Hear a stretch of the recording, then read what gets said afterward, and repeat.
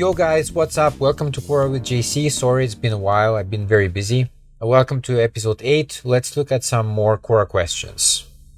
Next question. Can you see auroras in Japan? Now, as far as I know, the answer is no. If I'm wrong, then somebody from Hokkaido can point me to the right direction, I'm sure. But no, it's not quite there, geographically wise. But if you go to places like Norway, maybe Iceland, I'm not sure about Iceland, but Norway, yes. I know people who went there to the very kind of north of Norway and who saw auroras there, yes. So the interesting thing also is I knew a guy who worked in Norway as a hotel staff somewhere in the north of Norway. Like, it's a very obscure place in more ways than one.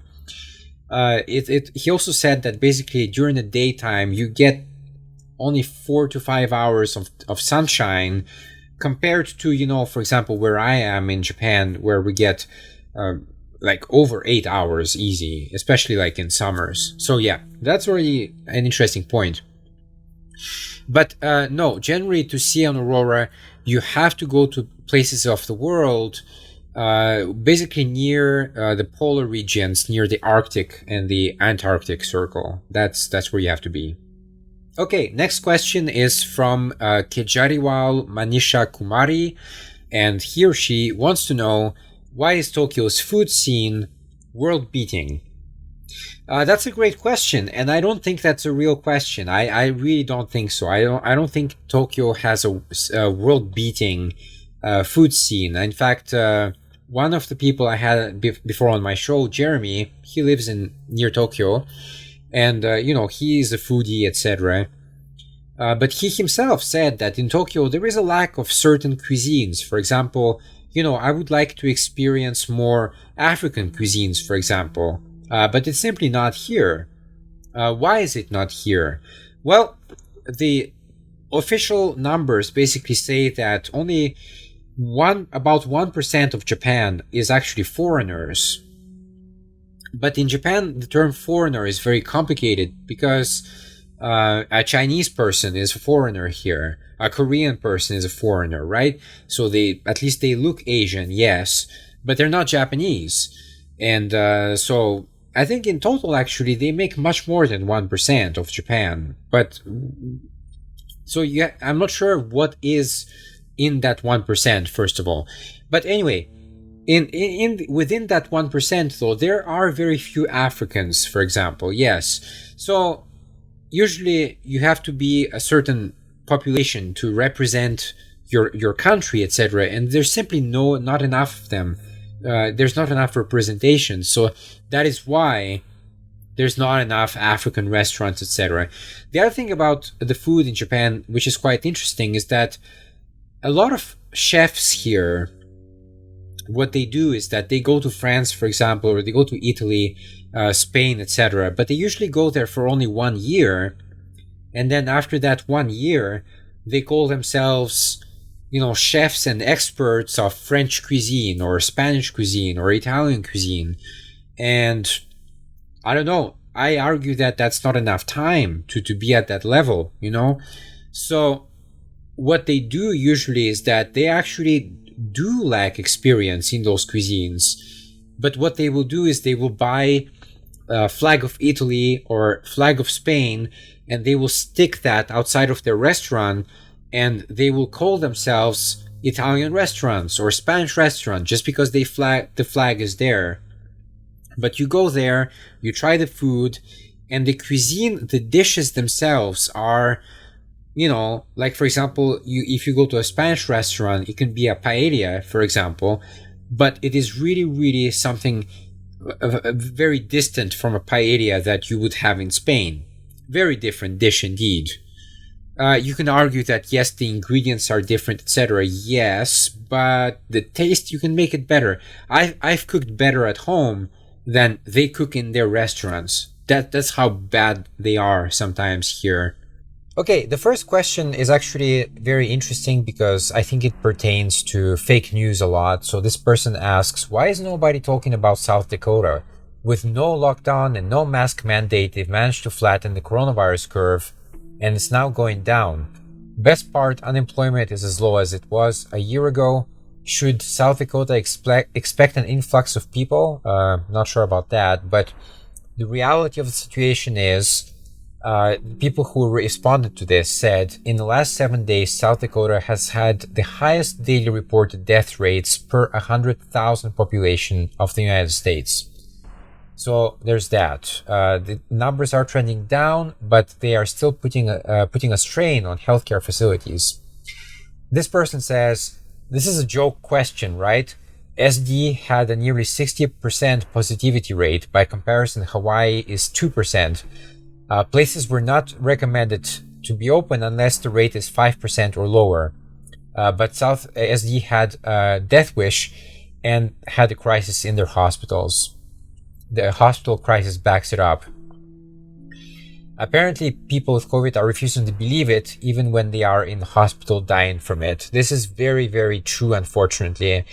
I had a show called Age of Reason because I thought that we're entering a new age of enlightenment, but unfortunately, we are entering the age of anti-science, and my opinion trumps your facts, and that's the era we're in right now, unfortunately. Finally, I would just read perhaps this answer. People are talking about SD, but like people in the news, what they're saying is that the coronavirus is blowing up in SD. I'm paraphrasing, of course, but that's the gist. So yeah, this is definitely a question, a fake news question. Okay, next question, and it's about Anthony Fauci again. We had already questions about him before. How was Anthony Fauci's handling of the AIDS crisis? So I know that this has come under certain fire because there are certain parallels between how he was during the AIDS crisis and how he is now during the COVID crisis. But basically, one person says, so there's a video you can go watch. It's back in 1984, where apparently he had a laser pointer in his hand and just was going insane with it. Anyway, basically what he says is, we've learned to never say never and never say always. Doesn't that sound familiar to how he is flip-flopping now on COVID? But we've also learned to look at the scientific data. Oh, well, thank God for that. And the scientific data is overwhelming that AIDS cannot be transmitted by casual contact. Okay.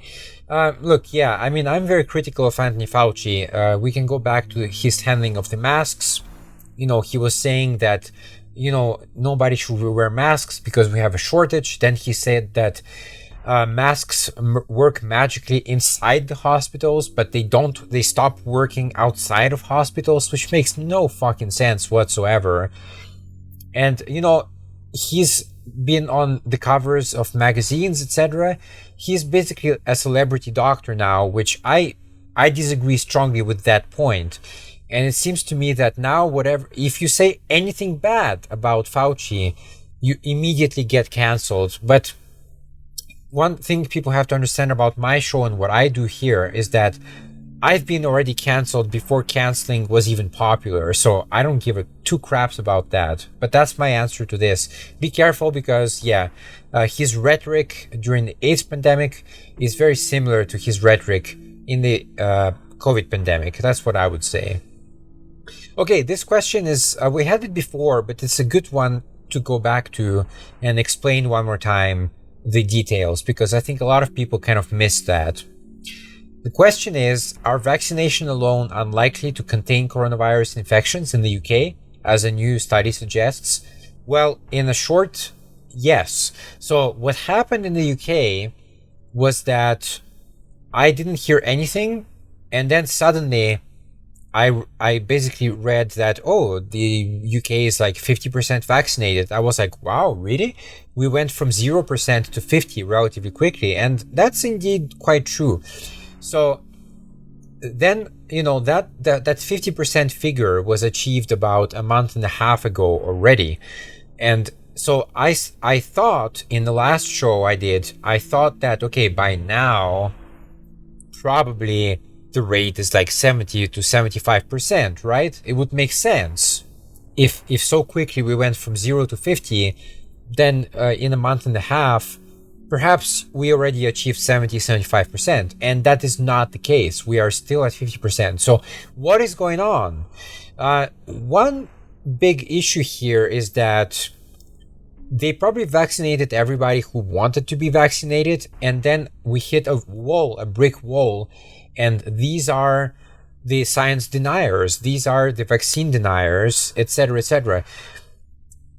I don't know how many people that is, but I assume that unfortunately we have a very high percentage of people who are anti-vaxxers, etc. So yeah, I think we reached that stage in civilization where just a lot of people are denying science and etc., which is very funny because they deny science and yet they are completely surrounded by it.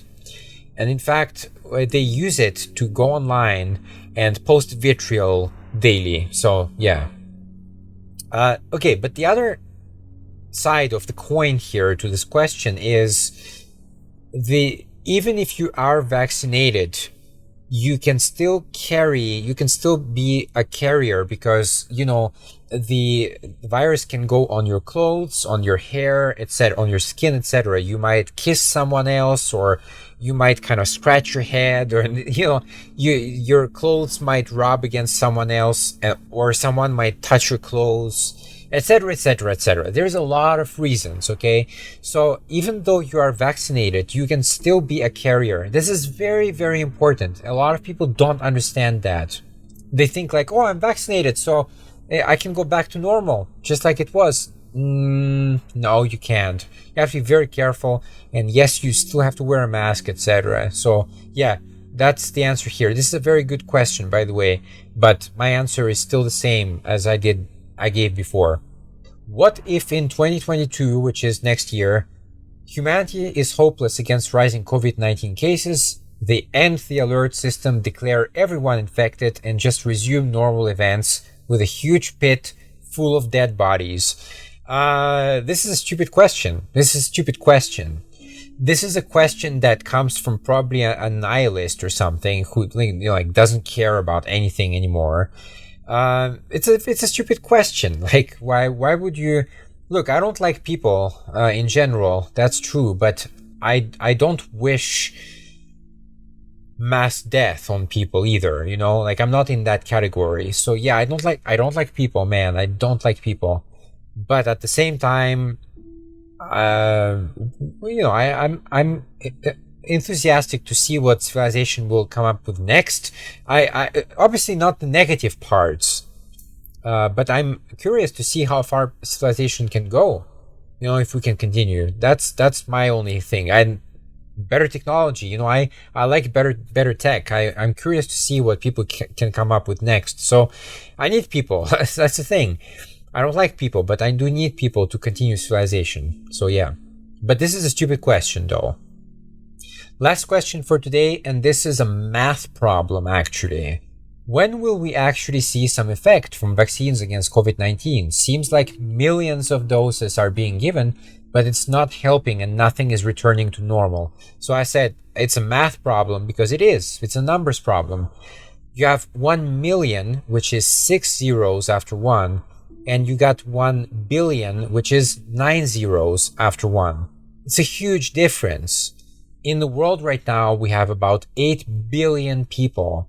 So just to be clear, 1 billion is 999 million plus 1 million. It's a huge number. I think people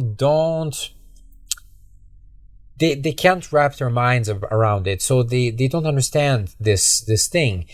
It's a huge number. 8 billion people, man, in the world. That's a huge number. Huge number. So yes, you do have millions of doses being administered. That is true. But to reach the 8 billion people, it's going to take a long time.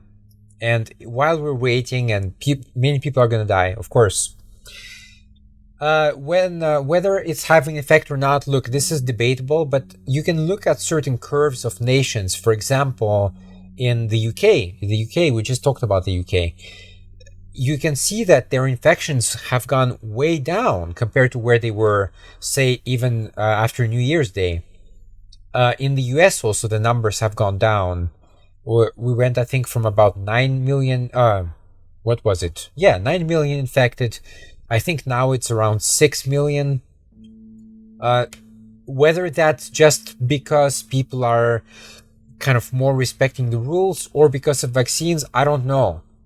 This is very specific data that you'd have to look at, but it's definitely helping. If somebody can't catch the disease, it's definitely going to help the statistics. But it's so mixed in right now with the other numbers, so it's very difficult to say. But anyway, obviously, yes. If you look at vaccines historically, for example, measles, etc., then yes, rubella, hepatitis A and B, etc. I had a graph actually about that. The numbers now are way lower than what they should be or could be. So yeah, vaccines are working. That's not debatable. But it's just to administer them on such a wide scale is very difficult, and it takes a lot of time. So yeah, we're gonna have to wait for data. All right, that's it for today's show. Thanks for watching. As usual, if you enjoyed it, hit the like button, hit the subscribe button, and I'll see you next time. Bye bye.